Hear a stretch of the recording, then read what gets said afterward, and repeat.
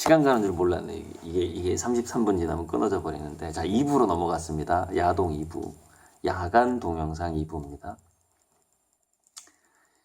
이불 위에서 베개 이렇게 해가지고 하는 야동인데, 어떤 분이, 야, 그 유튜브에서 그 야동으로 인식을 해서 이상한 게 밑에 달리면 어떡하냐, 이걸 걱정하던데. 아니, 좀, 야동이라는 그 말의 이미지를 좋게 한다는 생각은 안 해보시나요? 그 야간 동영상 좀 순화시키는, 물론 그 야동이 꼭 나쁘고 뭐 악하다 이런 게 아니라, 그거는 이제 그거 자체가 뭐 아동이라든가 그 예전에 이렇게 가면 또 이상한 데로 빠지는데, 그 살인하면서 찍었던 그런 것들이 있었거든요, 예전에. 엄청난 범죄잖아요, 그게. 그런 것 때문에 이제 해외에서는 형량이 엄청 크죠. 그런 불법 야동을 자기 컴퓨터에 가지고 있기만 해도 뭐 징역 가야 되고 뭐 이런 거죠. 근데 잘하는 거 우리나라는 이제 좀 그런 부분이 아직 좀 애매하죠. 그러니까 허용할 건 허용하고, 야, 이거는 안전한 건 허용하고 위험한 거는 완전히 이렇게 처단을 하고 이래야 되는데, 한국은 아직 그게 구분이 잘 안 돼 있어요. 아무튼 그런 부분은 좀, 그런 부분도 한번 예술적으로 어떻게 바꿀 방법이 있나 한번 아무튼 나중에 생각해 보고요. 아무튼 제 그림에 있어서, 자, 이기적인 목적, 투자의 목적으로 또는 기회주의자적인 근성으로 그림값 오르기 전에 계약이라도 해두자. 저 고작가가 유튜브에서 뭘 알겠냐. 계약서도 없고, 이거 그냥 한 달치만 넣으면 이거 계약 되는 거다 그러면서 한 달치 넣어놓고 돈을 지금 안 버는 사람이 거의 90%, 예, 지금 그런 상황이어서, 그런 상황이 되면, 그러니까 현재 지금 제가 사실은 법인 돈이 아니면요, 물감하고 캔버스를 살 수가 없어요. 계약만 해놓고 돈이 안 들어오니까. 법인 돈에서 물감하고 지금 미술 재료비를 하고 있는 거예요.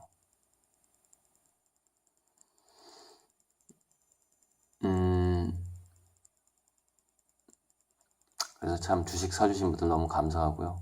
지금 정말로 그 주식 사주신 분들 때문에 저 그림 하고 있는 겁니다, 지금. 안 그러면은요, 파산으로 갈 지경이에요. 그러니까 제 개인적으로 그림 산 분들에게 이게 들어오는 돈이 급감해 버리니까, 이렇게 전에 제가 7%만 들어온다 그랬죠. 완납하신 분들도 있고, 일단 10%, 그러니까 90%가 지금 사실은 돈이 안 들어오는 상황인데, 형편이 어려우실 거라고 저는 봐요. 그래서 제가 이렇게 기부하기로 약속한 뭐 장학금이라든가 약속한 금액들이 있는데, 그 미리 약속을 해놨기 때문에 이제 지금 그걸 기부금도 제가 줄여가고 있거든요. 약속하는 거를 지켜야 되는 거하고, 제가 예측을 잘못한 거죠. 그 할부금이 들어오는 것이 너무 급격하게 급감해 버려가지고요. 제가 카드가 연체가 됐어요. 카드가. 뿐만이 아니라 트럭 산 거 할부금을 한 달 못 냈어요. 이제 3월달부터 이러면 안 되는데,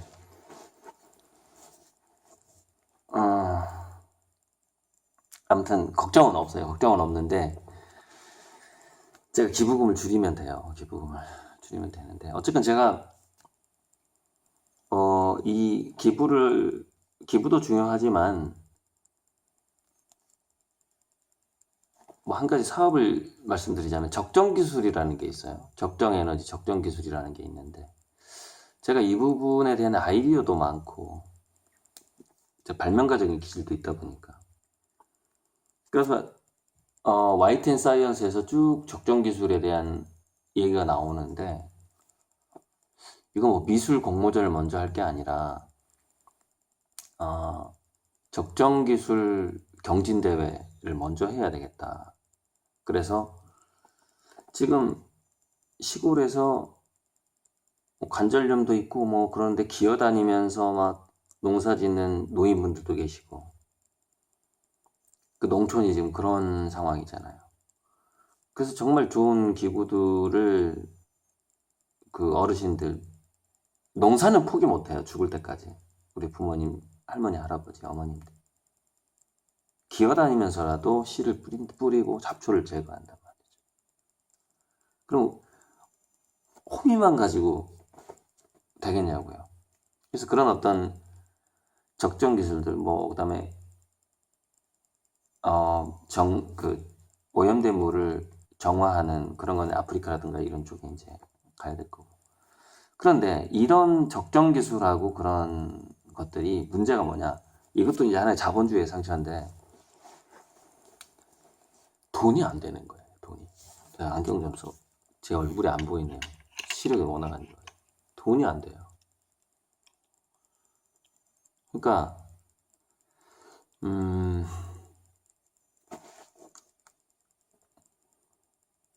예를 들어서 러시아에, 그러니까 공산주의의 장단점이 있죠.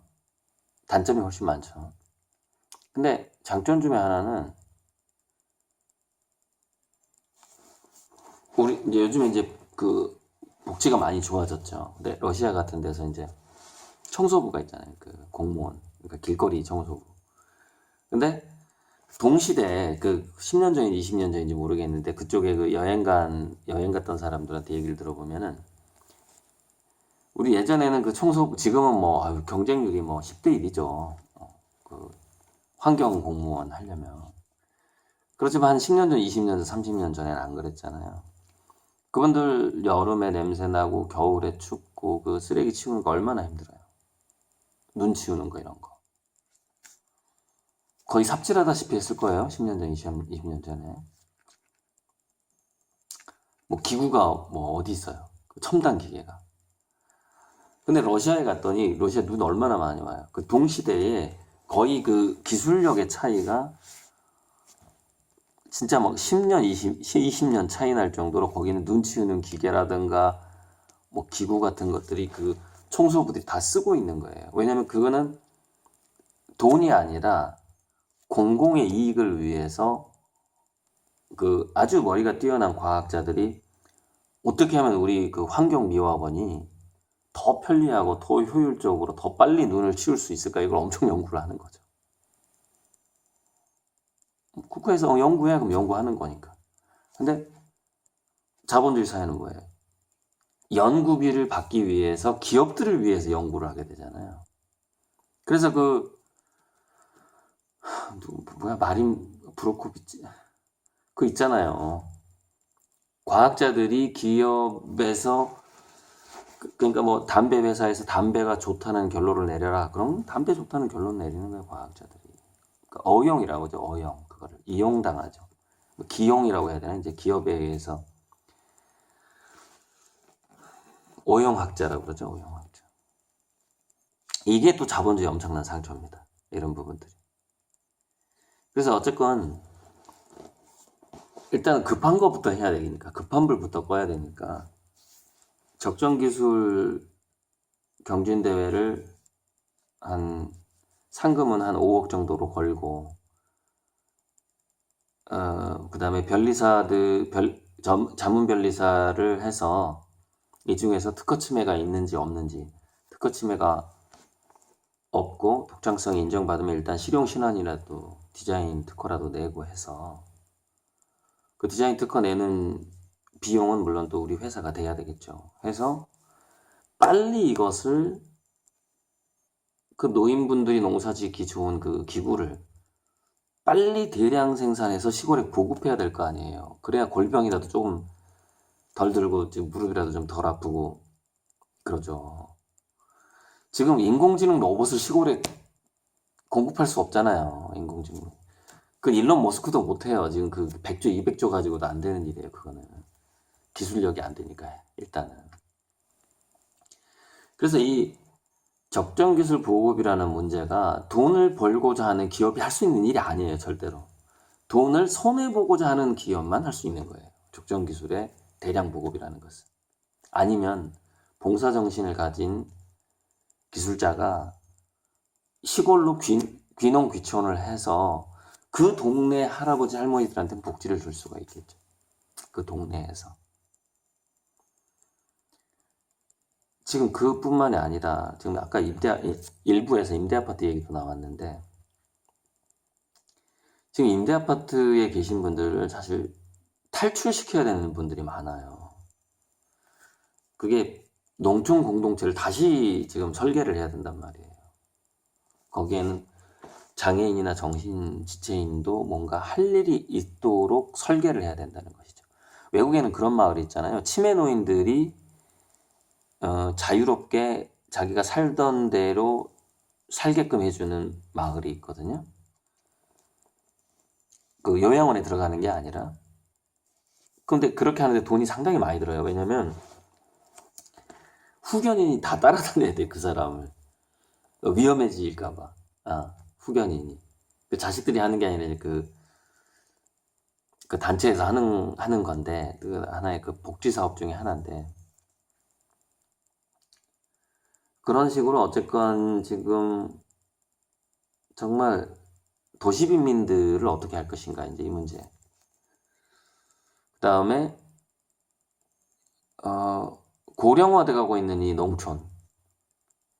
농촌에서 얼마만큼 그 자동화된 기계를 보급할 수 있고, 그게 할 수가 없다면 적정 기술을 무전기로 방식으로 해서, 그 다음에 시골 집들이 70년대, 80년대 이후에 입식 부업으로 많이 바뀌긴 했지만은 아직도 예를 들어서 그 그 부모님들이 할아버지 할머니들이 집 안에 들어와서 입식 부업으로 입식 부업도 사실 좀 어려운 부분이 있어요.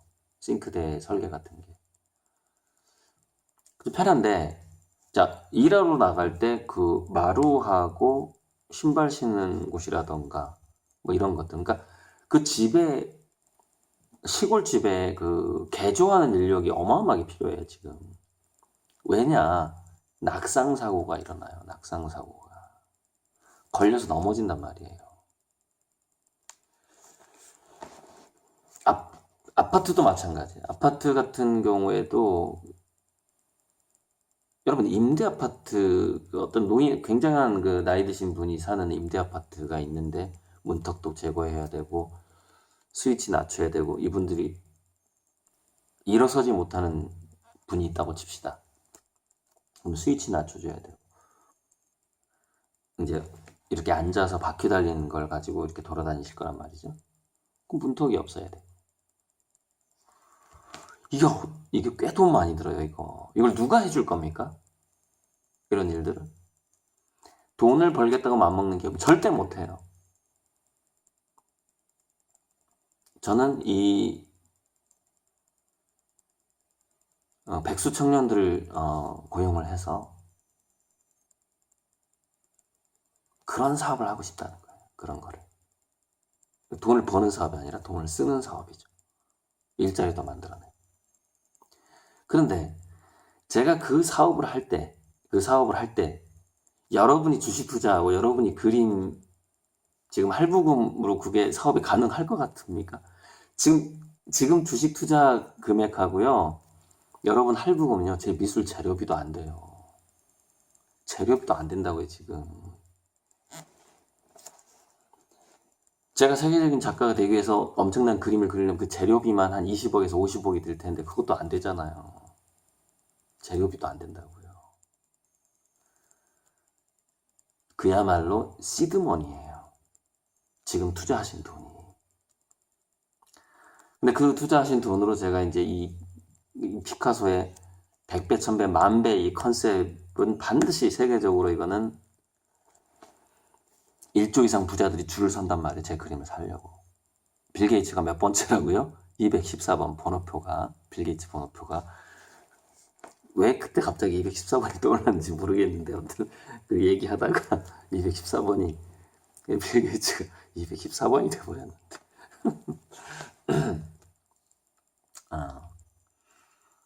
그래서 그 돈으로 유토피아를 만들어가기 시작하는 거죠.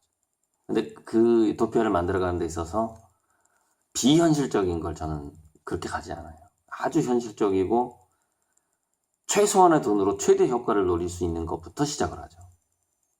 그래서 우리나라에서 적정기술 경진대회하고 공모전은 반드시 있어야 되는 것이고, 이게 사실 국제화돼야 돼요. 국제화돼서 해외에서의 적정기술도 좀 가져오고 도입하고, 또 우리 적정기술도 해외에 내보내고 해서, 이거는 헤비타트 운동처럼 해야 되는 그런 부분이죠. 집 지어주기 운동처럼. 그러니까 우리나라 고령화 급속도로 되고 있는데, 이게 고령 친화 헤비타트 운동도 생겨야 되고, 이제 그런 것들이 청년 실업 문제랑도 또 엮이게 되고, 그 다음에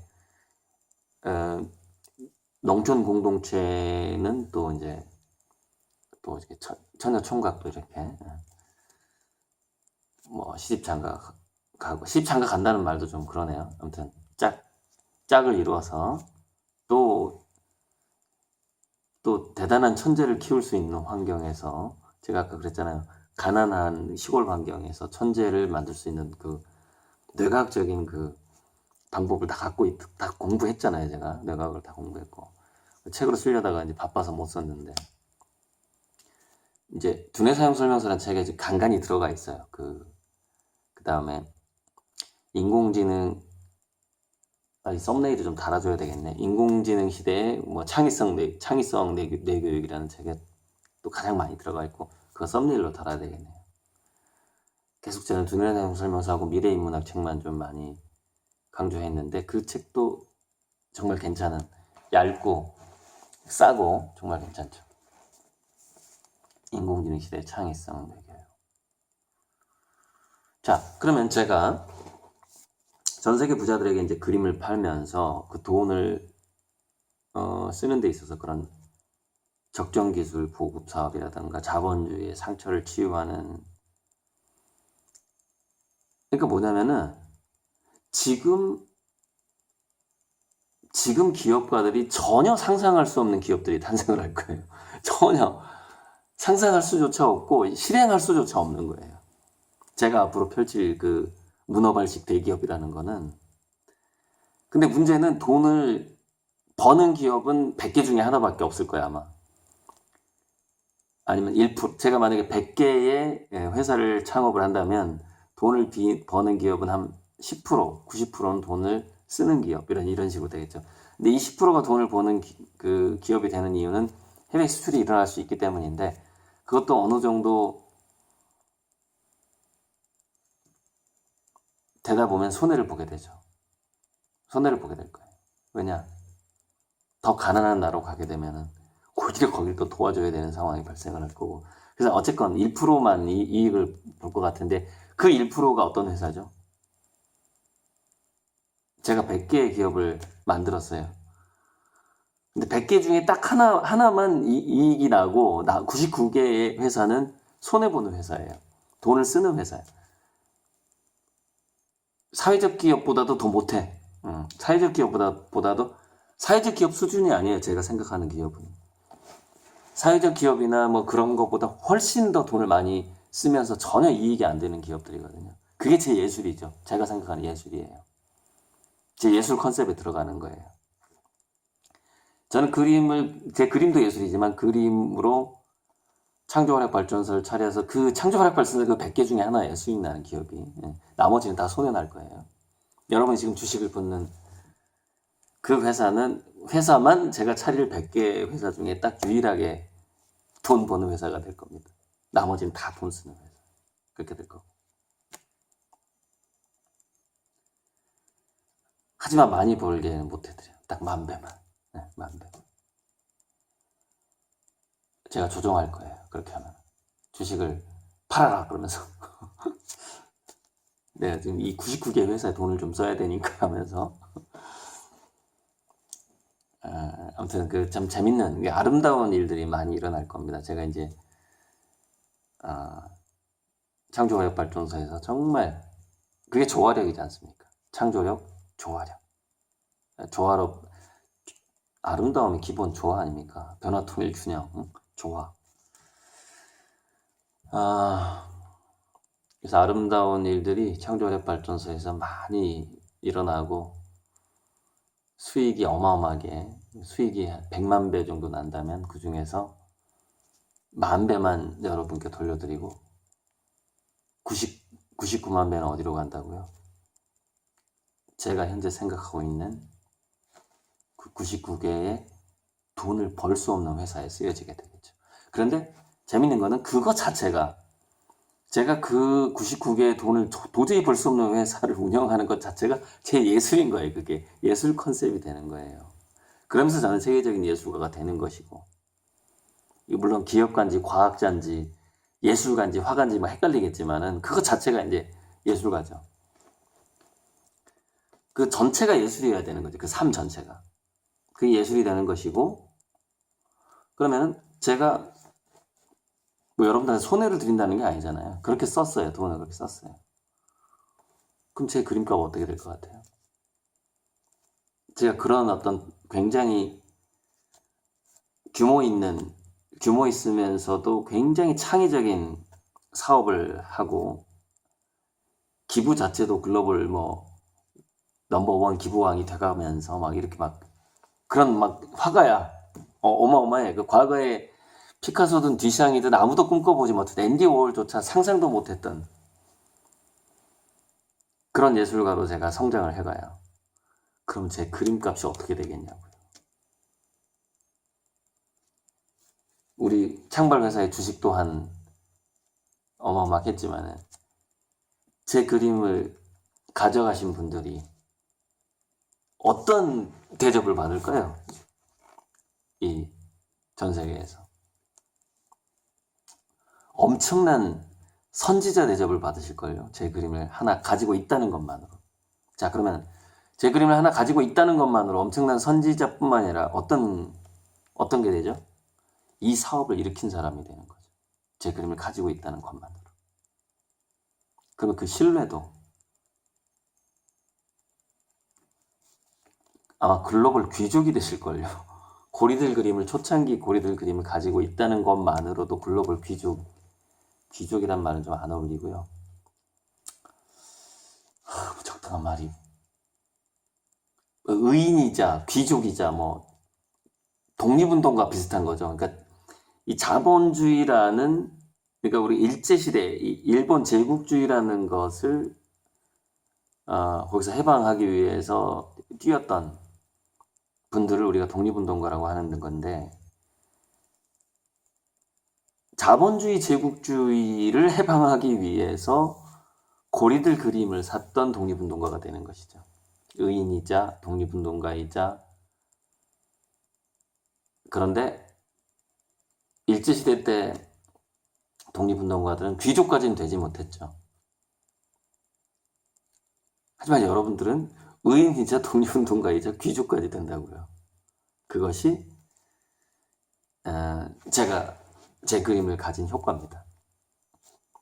그래서 뭐 이제 힘드신 분들한테 할부금 약속을 지키라고 하는 건 아니고요. 고통 분담이 필요합니다.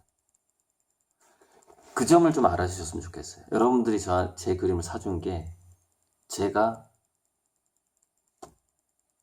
솔직히 맘만 먹으면요, 재료비로 2년 만에 다 써버려요. 2년 만에. 전체 10년간 계약, 8년간 계약한 그 전체 돈이, 제가 재료를 정말 제 아이디어를 펼치기 시작하면 1, 2년 만에 제가 1, 2년 동안 그거 다 써버릴 수 있어요. 100억을. 제가 재료비를 제대로 쓰기 시작하면 1년에 50억씩 써요. 재료비 하기에도 부족한 돈인데, 하지만 천천히 함께 갈 겁니다, 여러분들이랑. 천천히 함께 갈 거예요. 오늘이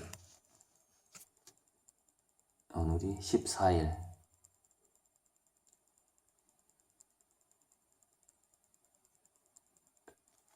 딱 9일 남았네요. 14, 15, 16, 17, 18, 19, 20, 21, 22. 9일. 22일 자정까지 들어온 돈만 10,000배 갑니다. 그 이유는 1,000배예요. 왜? 주식을 10배로 올려버릴 거니까. 22일 자정, 23일 0시 이후에는 1,000배 정도. 자, 1,000배가 작은 거 아니죠? 23일 이후에도, 그리고 3월 달에도, 그때는 이제 1,000배라고 홍보를 하겠죠. 확정적인 거 아닙니다. 이것도. 작게 잡아서 1,000배. 그리고 20일까지 작게 잡아서 10,000배입니다. 작게 잡아서. 저는 제 아이디어가 왜 성공할 거라고 보냐면, 첫째, 이런 거대한 프로젝트를 성공할 수가 있다고 믿었던 화가가 지구상에 있었을까요? 화가인데, 그림 그리는 화가인데, 나는 자본주의 상처를 치유하겠다. 99개의 돈을 벌지 않는 기업을 차리겠다. 뭐 이런 것들. 그리고 그 밖에 여러 가지 프로젝트가 있는데 말을 할 수가 없어요. 너무 위험하기도 하고, 너무 크기 때문에. 그러니까 제가 지금 굉장히 작은 걸 얘기하는데도 되게 커 보이죠? 작은 거 얘기하는데, 그죠? 네. 말을 할 수가 없는데. 그래서 저는 성공할 거라고 봅니다. 무슨 얘기냐? 누구나 계획을 세울 만한 계획은 실패 확률이 높아요. 그건 레드오션이기 때문에. 제가 지금 구상하는 이 전체 프로젝트는요, 일단 지구상에서 저 한 명인 건 맞는 것 같아요. 아마도. 한번 찾아보세요. 지구상에서 그림으로 전체 자본주의 역사를 바꿀 수 있다. 문명사를 바꿀 수 있다라고 생각하고 그 프로젝트를 세우고 그 계획대로 가고 있는. 그리고 여러분들은 지금 저한테 조금 부족한 미술 재료비를 대주고 있다라는 점. 시드머니 중에서도 시드머니. 그런데 그게 한 100억 정도 들어요. 그게. 아주 작게 잡아도 100억이 들어요.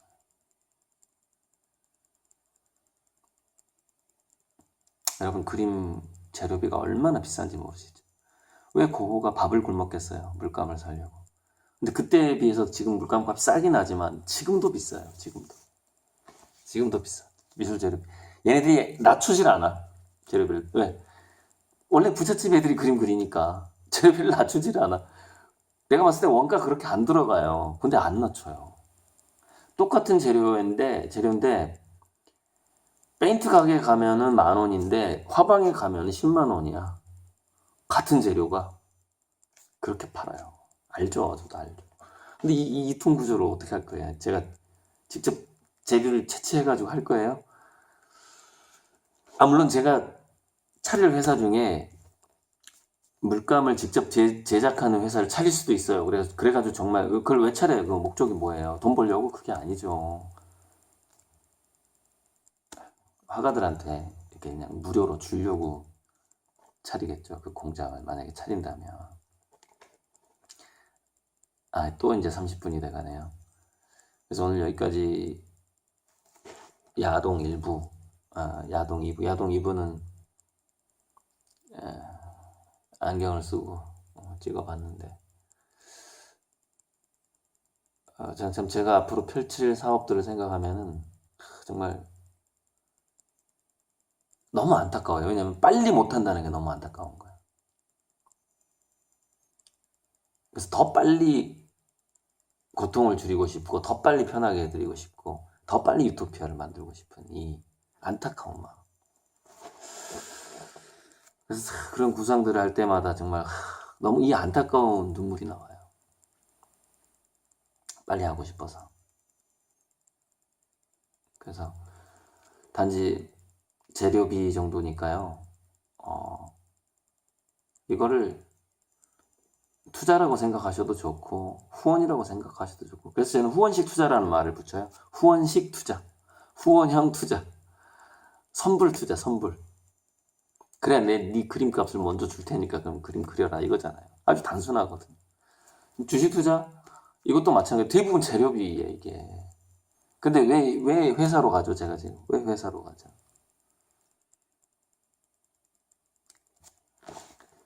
제가 이 수익을 나눠드리는 방식이 다른 거예요.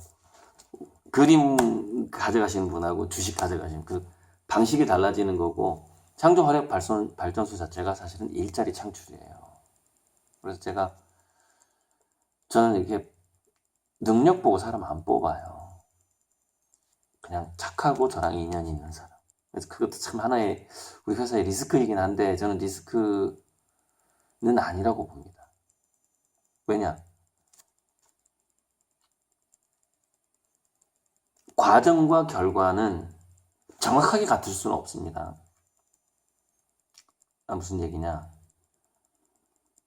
예를 들어서 그림 알바를 뽑는데 실력 없는 사람을 뽑을 수는 없잖아요. 그럼 내 그림이 이상해질 거 아니에요. 그죠? 기초 작업을, 그 정교한 작업을 시킬 때 노안이 와가지고 그거는 엄격해야 돼요. 너 야단치고 못하고. 그 다음에 안전 문제, 우리 회사의 시설 점검 문제. 그럼 감옥 보내야 돼요. 그러니까 감봉 잘못했어. 왜? 이 회사가 잘못 돌아가면 여러분들이 피해를 보잖아요, 지금. 여러분뿐만 아니라 제 프로젝트가, 이 거대 프로젝트에 지장을 주게 되잖아요. 그럼 공공의 적이 돼버리는 거예요. 우리 회사 내에 공공의 적을 가만 놔둘 수는 없다는 거죠. 잘라야 된다는 거죠. 벌써 제가 2명 잘랐지만은요. 저는 거기에 있어서는 굉장히 단호하게 자릅니다. 그래서 제가 분명히 말씀드려요. 능력이 없는 건 상관없지만 무관심하거나 부주의한 거는 도저히 용서할 수 없다. 능력이 없는 건 물어봐라. 어떻게 하는지. 그러면 모르겠다고 얘기하면은 이렇게 하면 됩니다. 그러고 또 잘하는 사람들도 과외시켜가면서 지금 회사를 돌려야 되는 지금 상황이고,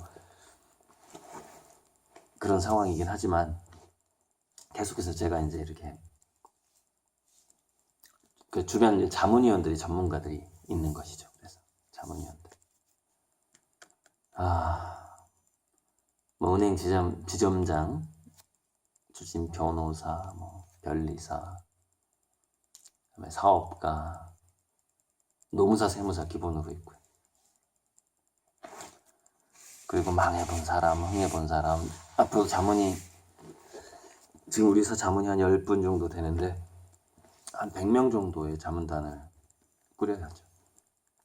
그리고 이제 우리 주주들 중에서도 또 주주이면서 자문이면서 또 우리 회사를 위한 뭐 이사이면서 고문이면서 이렇게 막 겹치게 될 확률도 있어요. 나이 드신 분들은 또 자식한테 회사를 맡기고 또 우리 회사로 와서 이사나 뭐 자문 고문을 할 수도 있고, 물론 이제 좀 주로 대주주 쪽에서 제 그림을 많이 사신 분들 쪽에서 이제 그 일을